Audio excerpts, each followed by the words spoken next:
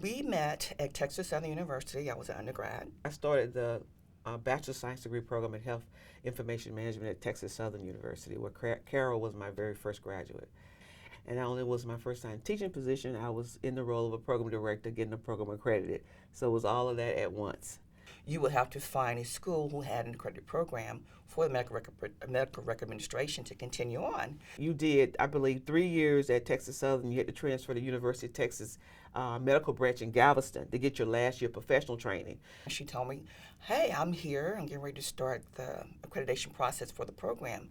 Would you like, if you like to move into this program, would you stay here and allow me to get the program accredited? So I agreed to it. She took a chance. She honestly took a chance because think about it. You're going into a program that's not fully accredited. You won't be able to sit for your test, your certification exam, if they don't get the accreditation. So she basically took a chance on the program. She took a chance on me. So fortunately, it worked out. My last clinical was at Bentob Hospital and Medical Center, and I got hired as a student as a full-time job. So when I graduated on May 15, 1987, that Saturday, that Monday, I drove to my job for the first time. I think the most rewarding thing for me in this program is that these students come in as students, just students, and then they leave once they pass their certification exam as colleagues. Because we're not colleagues, because they're credentialed, I'm credentialed, we're part of the same professional association. She called me in 2020. We were all at home, quarantined. She goes, are you still in Atlanta? I said, no, I'm in Houston. Why didn't you tell me you was in Houston? I was by myself. I didn't have any help. So at the time, I think there was a freeze on hiring, so I could only hire adjuncts. And she said, well, I need somebody to help me teach. Come help me teach.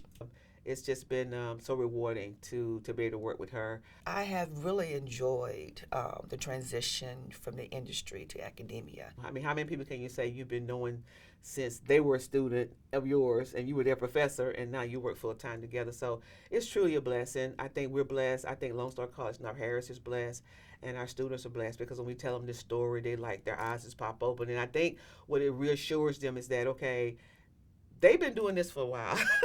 Okay, to the point where she trained her and now she's teaching. So this might be a decent program. And so now to actually be in it, 10 toes down in it, I feel like I'm like a military Marine, if you will, with my troops and getting them through boot camp and helping them understand, look, you either have to love this or you don't love it. This is not a profession that you take lightly. You have to love the patient and love healthcare in order to be in this profession. The same care as touching the patient, you need to do the same with their information. So you need to take those ethics that we learn in school to heart. I'm most proud of this virtual practicum because it's helping so many students. Just say if I had 20 students, I'd have to send them to 20 hospitals. But now I can have 30 students in a practicum and train them all. And I don't have to send them out individually to an individual facility. So we can get even more students through the pipeline. You can talk to multiple people at one time.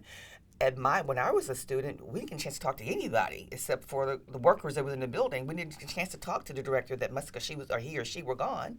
It's totally different now. Now you have the professionals coming to them and they have access. They can ask them questions. They can talk to them. They can get real life experience from them. They can, if they want to ask them for a position, they have any positions open, they can ask them directly. So the virtual practicum was birthed out of the pandemic. I actually called the program director at Houston Community College and I said, hey, what are we going to do about getting our students graduated? Because, all the hospitals are shut down. We actually called our accrediting agency, the president of our accrediting agency, and said, look, we need to do a virtual practicum.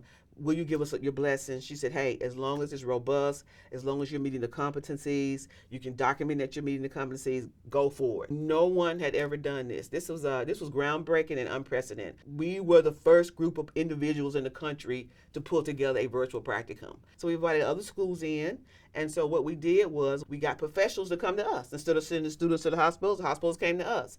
And so from there, it has grown. We could have at any time 100 students online. It's now a national thing that you can do a virtual practicum and you don't have to send your students out to hospitals because of what we have shown in Houston, that we are able to still graduate students that have a 100% pass rate on their certification exams.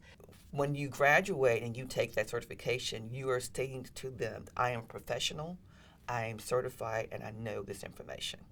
We want to get them to where they need to go. We don't want to hinder them. We don't want to put any roadblocks in their way. If we can make it a smoother transition, if we can make it an easier road, why not? Why not?